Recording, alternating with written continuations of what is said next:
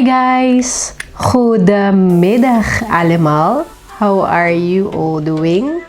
I hope everything's going well with you as always. I wish you a lovely, positive, and peaceful day. Welcome back to my channel, and if you're new here, hi, I'm Amori. I'm Filipina living in the Netherlands, sharing my everyday life, experiences, and tips as an expat.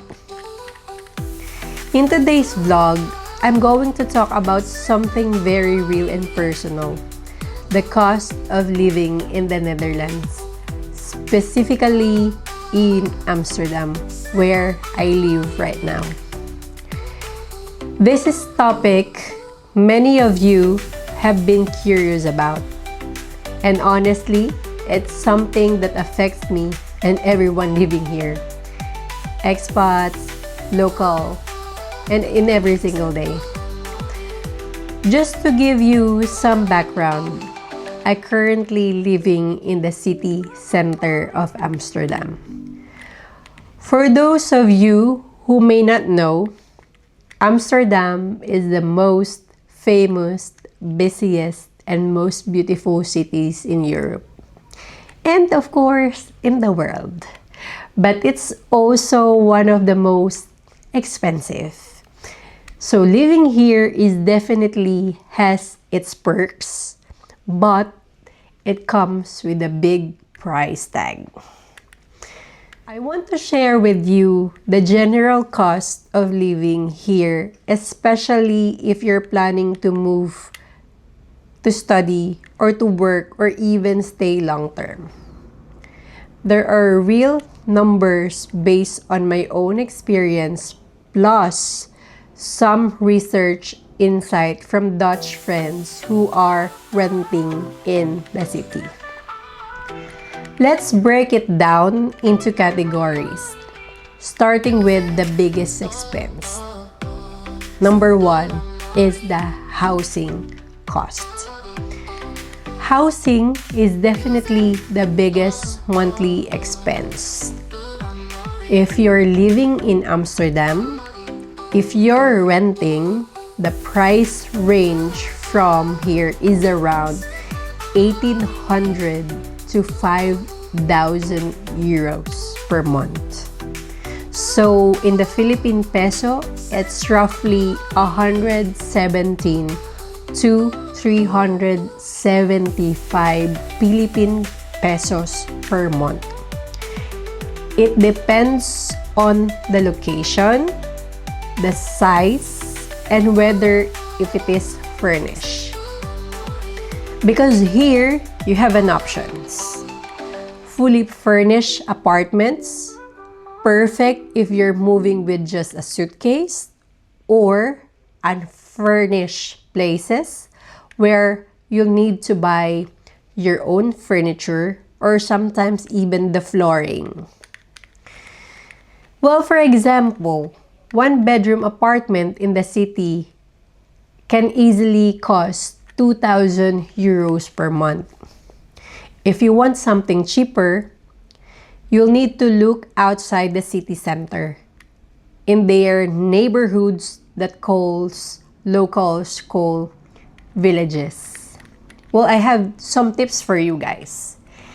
If you're searching for a cheaper rent or even buying a house, check areas in Amsterdam West, New West, or East.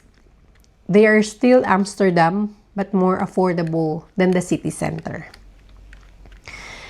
The second thing that we need to consider here, the cost, is the utilities and basic services, which is number one is gas and energy. The gas and energy comes with 150 euros to 200 euros per month. Well, depends on usage and apartment size. It's higher in the winter, but in the summer, it can be much cheaper. Sometimes, you even get a refund. The second is the water. We have a flat rate around 30 euros per month. It's 100 or 1,950 pesos in Philippine money. The house insurance is 20 euros to 65 euros per month. It's around 1,300 pesos to 4,225 pesos per month. This is required if you're renting long-term or if you own your place, which is if you buy a house. Health insurance is really mandatory in the Netherlands. It costs you around 200 euros per month for the basic coverage. In Philippine peso, guys, it's 13,000 or 14,000 euros per month, depending on the provider and coverage. Take down note that the dental is not included in your basic insurance. So moving on, we go to the internet and cable. So we have internet, which is the Wi-Fi, and the cable is on your television. That cost you 50 euros per month for the best or reliable provider. For your mobile data or for your phone plan, it's around 35 euros per month, just only for the SIM, and it's unlimited mobile data. You can find bundles or student discount too. And this is the last thing that I want to share to you, and don't forget about it. This is, you need to take down note. Don't forget the yearly taxes. You'll need to pay extra for the water taxes, then drinking water also, and a garbage collection, which I computed it for 250 euros per month per year.